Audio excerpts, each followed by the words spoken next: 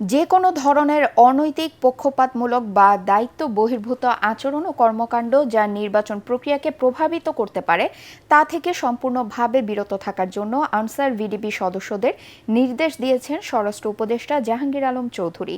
গাজীপুরে answer VDP একাডেমিতে ৪১তম BCS answer cadre কর্মকর্তাদের ২১তম মৌলিক প্রশিক্ষণ, নতুন নিয়োগপ্রাপ্ত উপজেলা প্রশিক্ষকদের মৌলিক প্রশিক্ষণ এবং আনসার ব্যাটালিয়নের ২৬ ও ২৭তম ব্যাচ পুরুষ রিক্রুট সিপাহী মৌলিক প্রশিক্ষণের সমাপনী কুচকাওয়াজ অনুষ্ঠানে তিনি এ নির্দেশ দেন।